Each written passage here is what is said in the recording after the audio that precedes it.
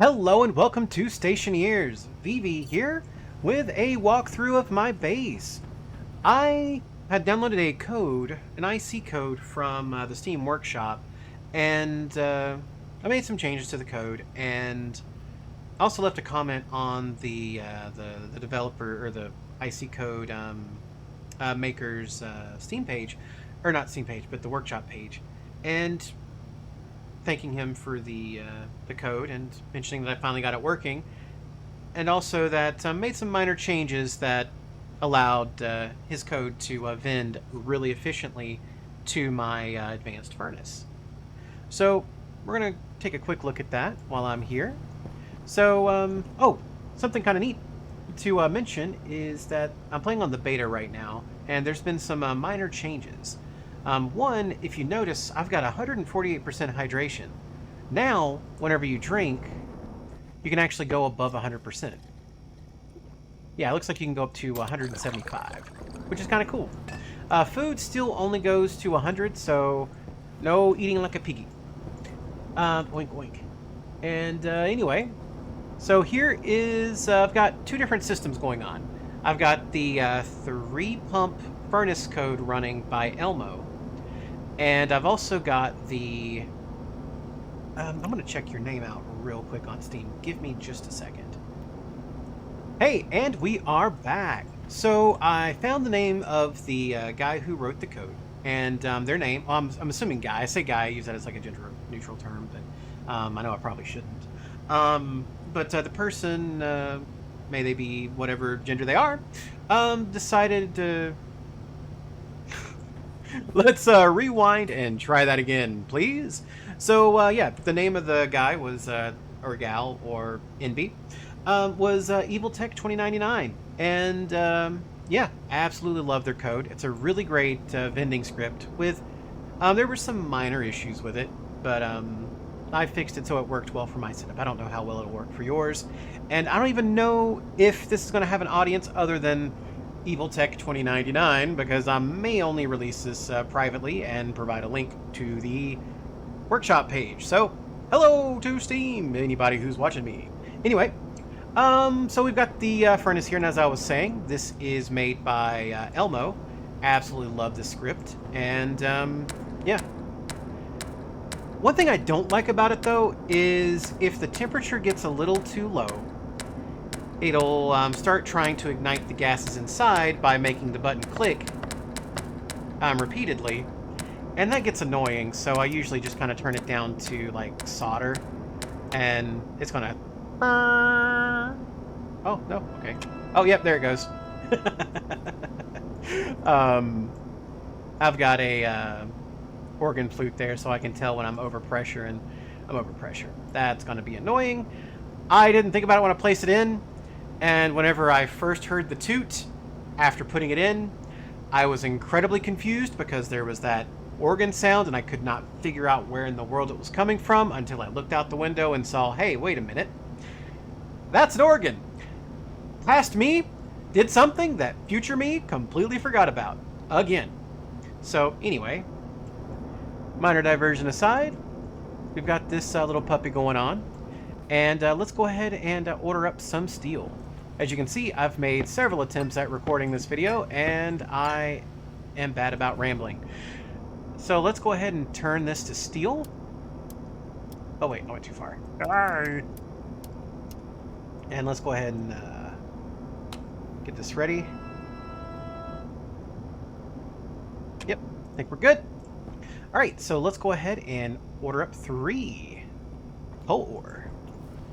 That should give us 150 grams of coal. There we go. There's one.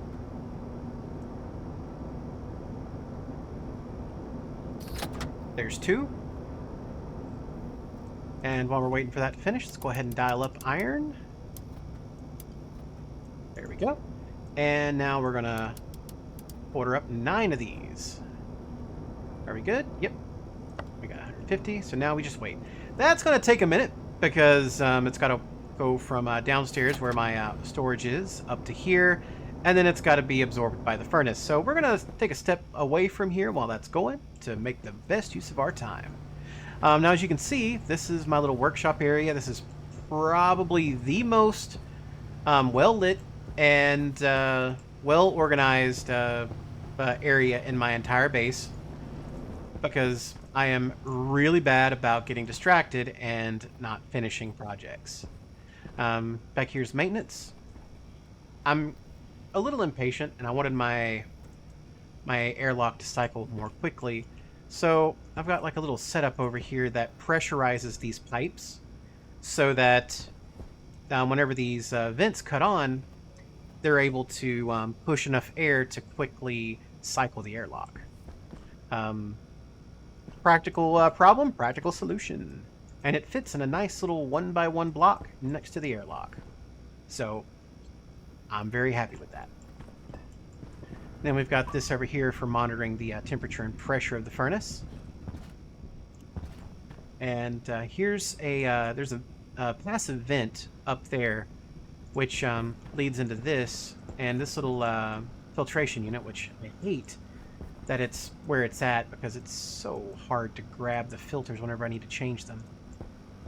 But yeah, and I've got this little slide diode for an IC program I made that will fill up as the filter gets used. So, oh yeah, and this thing only runs when there's pollutant in the air. So, yeah, so I'm not breathing in nasty gases. So let's go back down. I think we probably made steel. Yeah, we made 2 things of steel. This will automatically output the thing that you want. So let's do something a little bit more fancy. Now this is going to get annoying very quick, so please please do forgive me for this. Let's see. Do I have any stellite? Do I need stellite? I've got 45, so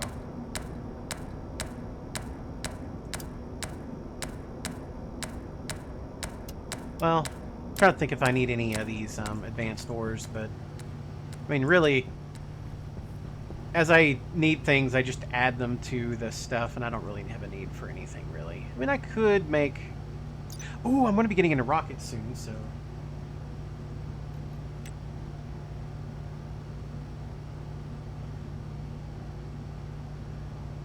Let's not worry about that right now. So, anyway, let's head upstairs. Now, I don't really know what I'm going to be doing with this area yet. I thought about making it storage, but I don't know. It kind of limits what I can do with this because of these. I don't really like seeing the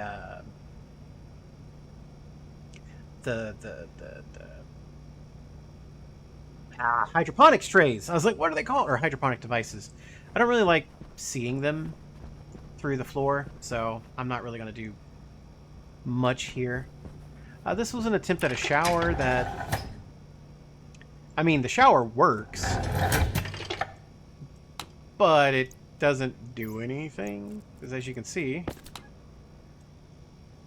I mean, see how there's like... actually, you can't see, but if I were to like take the cover... There's water like coming through and immediately dropping out.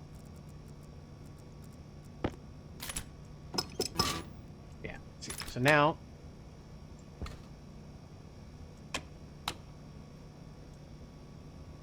Oh yeah, there we go. You see, we're picking up water now. And yeah, so there is... the reason why I tried this is, I think I mentioned it a minute ago, but I'm not sure. Could have been in a different lifetime. But yeah, the reason why I made this is... wait a second, was I done? Yes, I was done. There. That should drain away if I leave that open. Yeah, that's draining away. Okay, anyway, the reason why I made this is because, as you can see at the bottom right, there's a new moodlet, or a new vital, called Hygiene. It's the one that looks like a shower. There's also another vital, which is the little face down there, and I believe that's some kind of like social vital, but I'm not sure. It It hasn't gone down for me yet, so I have no idea what it's for. But regardless, let's go on up.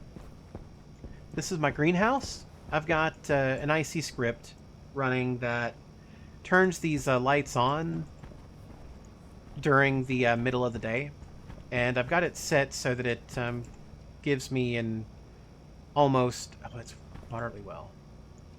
Thriving. Let me see what's your problem. Sorry about that. I'm going to forget about it if I don't check it now. Oh, okay, cool. On next. Oh, next.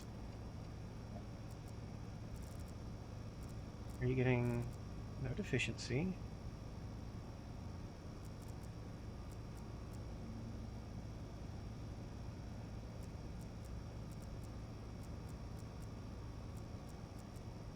No, sure. Oh, I am overpressure. Are all the soybeans? Oh, okay.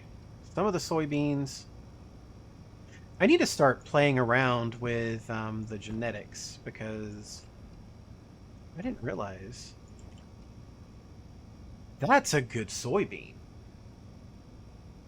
130 kilopascals for the max ideal pressure.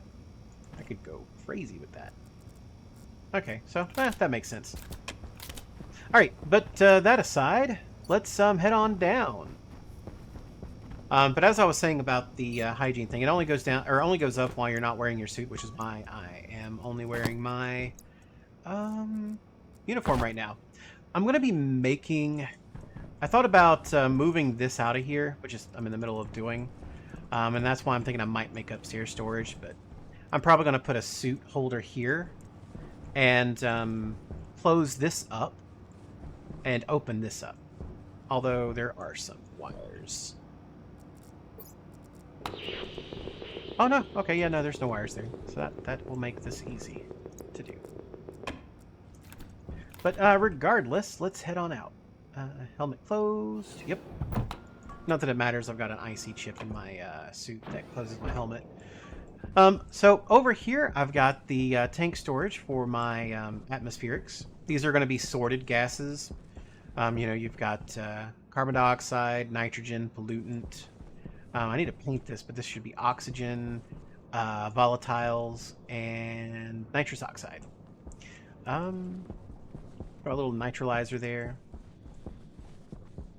And then over here's where I add my water in. There's this little pump that forces the water to flow around.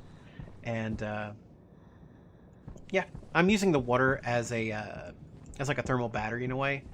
There's a convection. I was like, there's a word. The convection radiator inside. It's actually underneath my stairs. You can see it like right there. And that keeps the base at a comfortable temperature. And I don't really have to run any AC units outside of my phase change here. And it's probably not the most efficient, but I like it. I should use a large direct transfer thing, but since I've got my water flowing around, I like the counterflow because I think it transfers a lot more energy.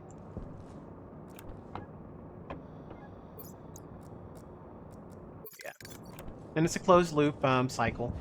So we've got, I think this is carbon dioxide? Yeah, we've got some CO2 over here that's getting cooled down by the evaporation chamber. And that in turn cools down the water. It takes a while because the, well, I mean, I don't have to explain the thermal stuff, but basically the specific heat for water is much higher than carbon dioxide, so the carbon dioxide changes temperatures a lot more easily. And then we've got this little thing to kind of equalize it so that it warms up the gas that's coming in here to condense, so it evaporates, so it evaporates more quickly, and then it cools down the gas that's coming out of here and going into here, so that it will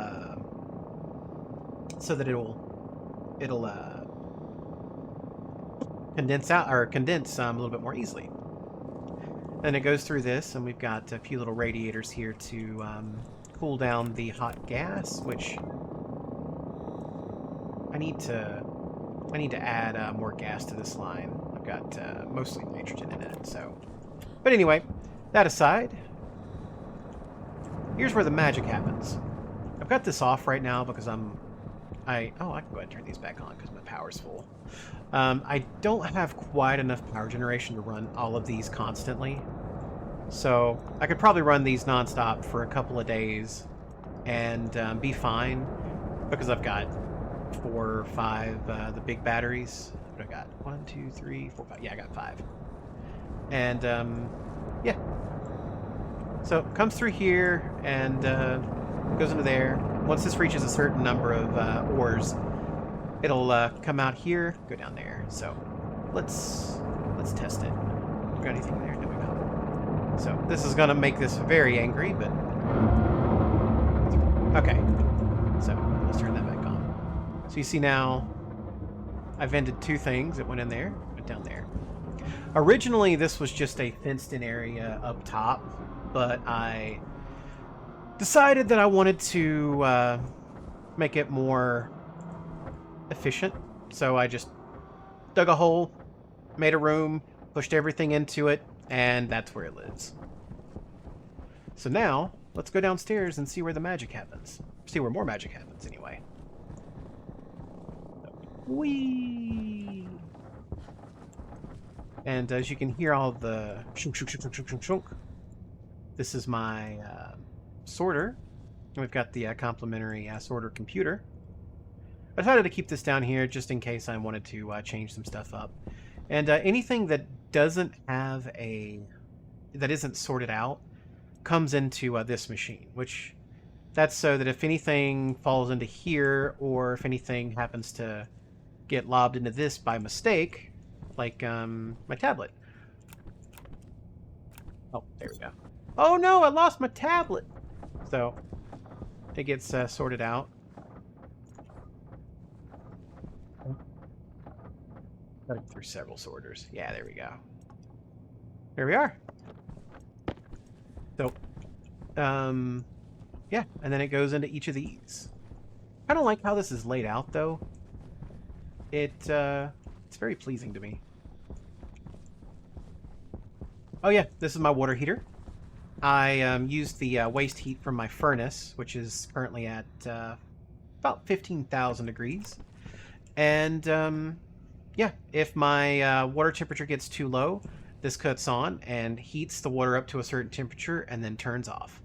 And I've got, there's like a range that it's happy, so it'll cut on until it reaches a certain temperature and then it cools down until it reaches a temperature, so it kind of like floats in between those 2 values. Because I didn't want this just constantly turning off and on to like feather the temperature. I want it to just stay on until it needs to turn off, and then yeah. I figure it's much better than just having to go click on, click off, click on. And yeah, so without much further ado, this is the silo system that I was talking about by Evil Tech 2099. He came up with a really great code for these, and I've already got it loaded onto this computer here, just for ease of access. If we come into it, you can see I've made some small changes, mostly, or really only for this code in particular. I got rid of all the excess ores. There's a entry for every single ore or ingot in the game, and since I'm making the ingots on demand, I don't really need to store them. I just store them in the machines upstairs, and if I need something in a particular machine, I just dial it up, make it, and put it in. That way I don't have to mass make or anything like that. I just make what I need as I need it, and we're good. We're Gucci. There's no need to store anything else. The key to fixing this code, though, was adding in a nifty little yield command right here. So what was happening is I would like order things up, and occasionally 1 to 3 extra items would be vended from the thing. And after a bit of experimentation, I found out that it was, my best guess anyway, I'm not 100% sure, but the fact that the yield fixed it is what convinced me. But my thought is that it would open, it would close, and there would be something in the middle of vending as it was closing, and of course, it still will go through the action. But then, if a game tick occurred prior to the item leaving the silo, and the silo updating its export count, because the export count only gets updated once an item has left and the game ticks. That's when it gets updated. So if we have it wait for a tick, it guarantees that the export count has had a chance to update before it goes on to do the next loop. And what I'm thinking happened is that, because like the way it's written, that shouldn't matter too much until you get to your final loop, because it's gonna, each loop it counts down 3, 2, 1, so on. So I'm assuming it would run a few extra times at the end once it was like 1 or 2 away, just because it couldn't figure out how many it's been vending. But adding this little yield fixed it up just perfect. And then I guess just show you a little bit around the rest of the base. I've got upstairs. I've got a where I'm collecting night air. I've got like a little special IC code up there that makes it so that it pulls in the cold night air. The air condenses because it's being put under pressure, so that the carbon dioxide and the pollutant condenses out, and the carbon dioxide and the liquids are coming out down here. You see where we've got like quite a bit. I think it's warming up right now. No, it's getting colder. Oh, the fluid tank must be full, because I think the thing up there is stopped. As you can see here, though. Oh wait, that's the world. Oh, here we go. So as you can see from here, the CO2 is condensing out just about as soon as it goes into the tank, and from there it gets vented down here, as well as moved into a liquid storage tank. So really nifty. Downside is that this brings in a really cold air, and you need a way to warm your air up. So why not use water? So I've got my my heat exchanger down here, and we're only exchanging 40.7 joules, which isn't a lot. I could probably add like maybe 2 or 3 more of these just to make it make it a little better. Like maybe have one like right here, but then that would get in the way of that. So I'll probably move this over here and then do it that way. But anyway, I digress. Ignore the skulls. Nothing to see here. Move on. Move along. But yeah. Anyway, let's go back up. That's pretty much it down here. Oh! And the little turbine was an experiment. I wanted to see how much power I could reclaim from the liquid condensing and then being released as a fluid into the atmosphere. I can reclaim a little bit, but it's not much, so I haven't bothered hooking it up. Say hi to RoboBob for me. And then over here I've got my filters. This line down here is where the waste from my base comes into here. So if the pressure gets too high, it'll pull pressure out of the base until it's at the required temperature, and then it gets filtered into these things. And then of course I've got the same IC code that I got in the filter in my base over here. So as I like walk by, if I see something that's almost empty, I can know, okay, this one's having a problem. And something really nice about what I've got set up here is that this will only run when there is a gas that this thing can filter out. So I'm not wasting a filter. I'm not running these volume pumps, which the purpose of these volume pumps is to increase the pressure differential so that everything will like run more quickly. Like this one doesn't have much of one. What about this one? Yeah. I think it's because there's just so little in there. Yeah, there's just, yeah, so little. But, yeah. And, so, for instance, with this one, you see how it's about 75% done?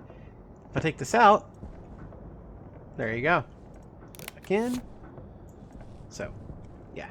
Really handy. I didn't want to have to, like, come through here every time and just go, okay, is this good? Is this good? Is this good? Is this good? Wanted to be able to look at it and go, okay, looks like I've got maybe one filter that I need to replace. Replace it, I'm good.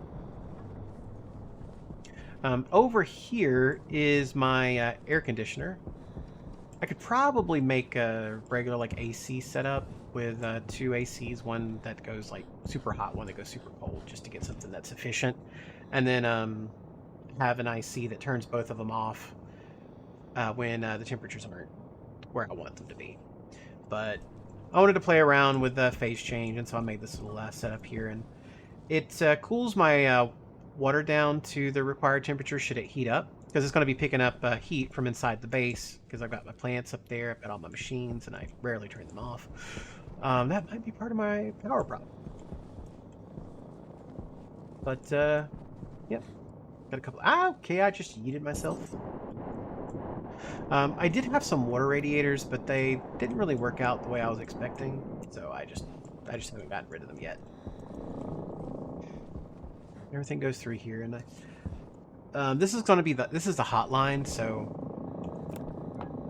it's about 18.3 degrees. Yeah, I think we're stagnating right now because it's. Oh yeah, you're cold. You're not doing anything.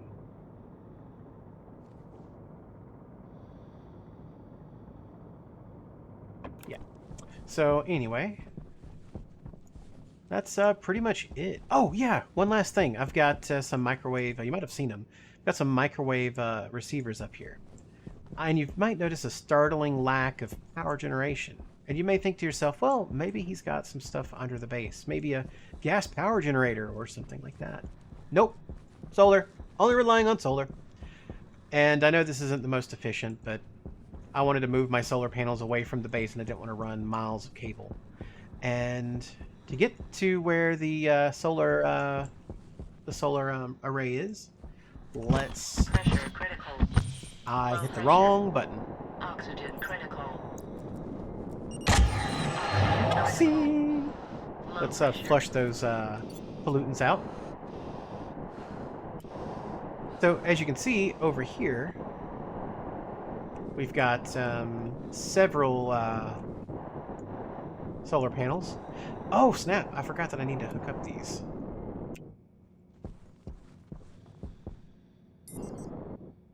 Let's take care of that right now. I ran out of cable last time I was over here, and it's been a little while. Because, you know, out of sight, out of mind. You don't see it, you forget about it.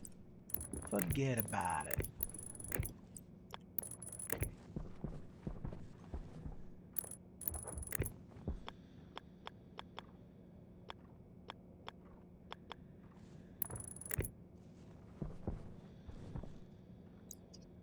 My nose is itching.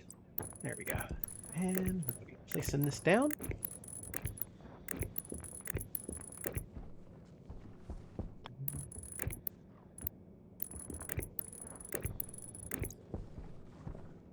Yeah, there we are. Welcome to the collective.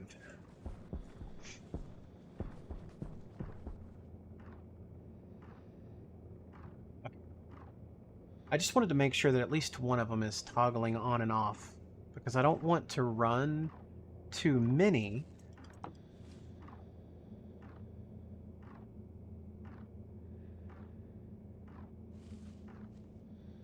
Yeah, that looks good.